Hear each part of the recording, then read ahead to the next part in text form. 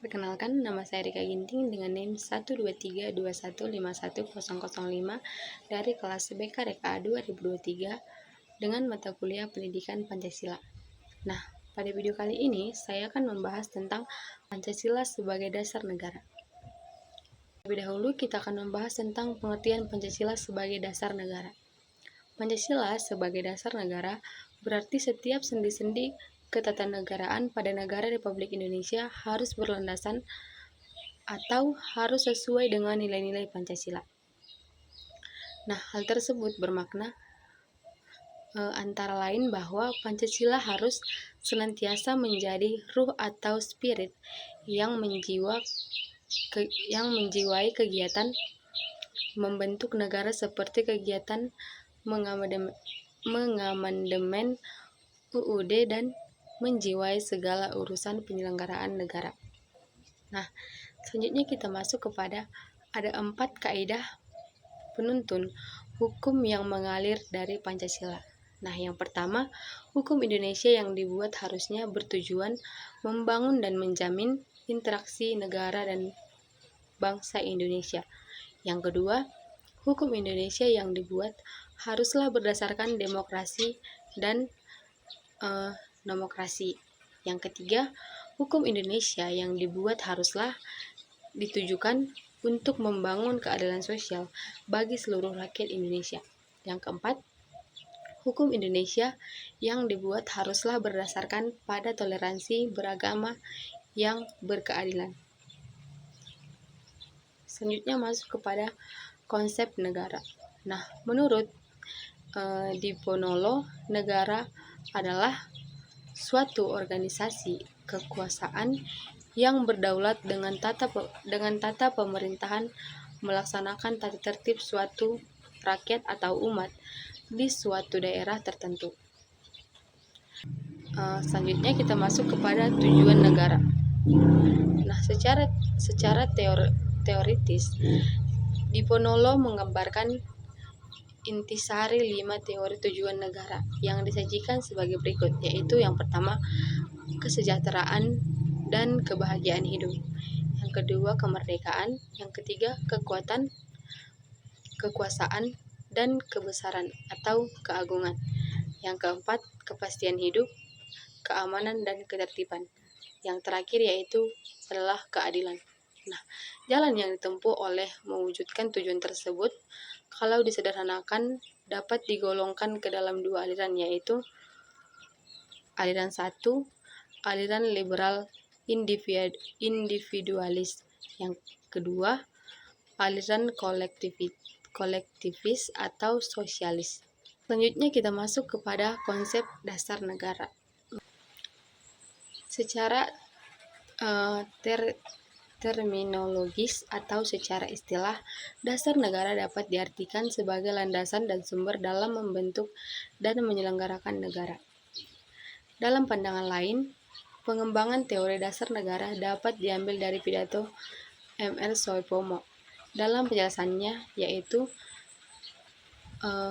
kata cita negara merupakan terjemahan dari kata Staatsheid yang terdapat dalam kepustakaan Jerman dan Belanda. Selanjutnya kita masuk kepada urgensi Pancasila sebagai dasar negara. Nah, untuk memahami urgensi Pancasila sebagai dasar negara dapat menggunakan 2 pendekatan, yaitu institusional atau kelembagaan dan human resources atau personal sumber daya manusia. Nah, pendekatan institusional yaitu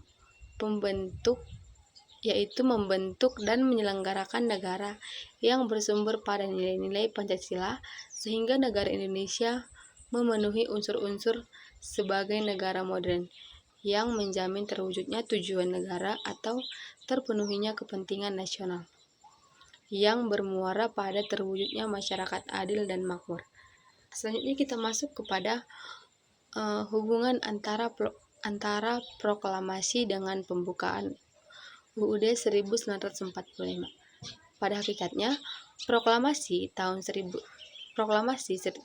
Agustus tahun 1945 bukanlah merupakan tujuan semata-mata, melainkan merupakan suatu sarana, isi, dan arti pada pokoknya memuat dua hal sebagai berikut, yaitu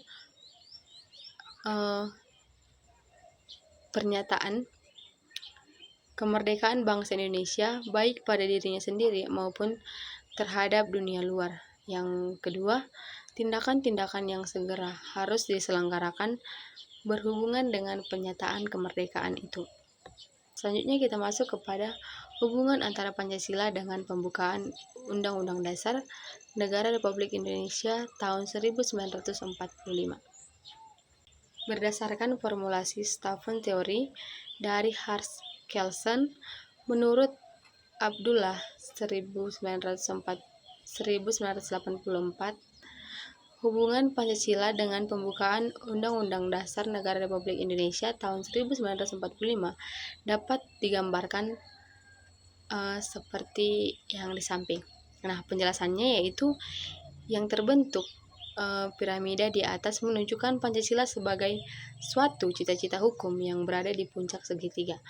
Pancasila menjiwai seluruh bidang kehidupan bangsa Indonesia. Nah, hubungan Pancasila dengan pembukaan Undang-Undang Dasar Negara Republik Indonesia tahun 1945 dapat dipahami sebagai hubungan yang bersifat formal dan material. Dalam hubungannya yang bersifat formal antara Pancasila dengan pembukaan UUD NRI tahun 1945 dapat ditegaskan bahwa rumusan Pancasila sebagai dasar negara Republik Indonesia adalah sebagaimana tercantum dalam pembukaan UUD NRI tahun 1945 alinea keempat. Selanjutnya kita masuk kepada penjabaran Pancasila dalam pasal-pasal Undang-Undang Dasar 1945. Yang pertama, Pancasila merupakan asas kerohanian dari pembukaan Undang-Undang Dasar 1945 sebagai staf fundamental. Yang kedua, pembukaan Undang-Undang Dasar 1945 dikristalisasikan dalam wujud pokok-pokok pikiran yang terkandung dalam pembukaan Undang-Undang Dasar. Nah, yang ketiga, pokok-pokok pikiran yang terkandung dalam pembukaan Undang-Undang Dasar 1945 terjelma dalam pasal-pasal Undang-Undang Dasar 1945. Nah, selanjutnya kita masuk kepada implementasi Pancasila dalam pembuatan kebijakan negara, khususnya dalam bidang politik, ekonomi, sosial, budaya, dan HAKAM. Di bidang ekonomi, 5 prinsip pembangunan ekonomi yang mengacu pada nilai Pancasila yaitu 1. Ketuhanan yang Maha Esa, 2. Kemanusiaan yang adil dan beradab, 3. Persatuan Indonesia, 4. Kerakyatan yang dipimpin oleh hikmat kebijaksanaan dalam permusyawaratan dan perwakilan, 5. Keadilan sosial bagi seluruh rakyat Indonesia. Nah, di bidang sosial budaya, kebudayaan suatu masyarakat dapat berkembang. Ada yang berkembang dengan lambat dan ada juga yang berkembang dengan cepat. Nah, diharapkan semua strategi yang mengikuti perkembangan kebudayaan yang selalu berubah itu adalah semua kebijakan sosial budaya harus menekankan rasa kebersamaan dan semangat kegotong royongan dalam kehidupan bermasyarakat, bernegara, dan berbangsa. Dalam bidang HAKAM, prinsip-prinsip yang merupakan nilai instrumental Pancasila dalam bidang pertahanan keamanan sebagai terkandung dalam pasal 30 UUD 1945, yaitu tentang kedudukan warga negara dalam pertahanan keamanan. Yang kedua, berdasarkan pasal 30 ayat 1 UUD 1945. Yang ketiga, sistem pertahanan dan keamanan. Yang keempat, tugas pokok TNI. Yang kelima, tugas pokok Polri. Baik, sekian materi pada presentasi kali ini. Saya ucapkan terima kasih.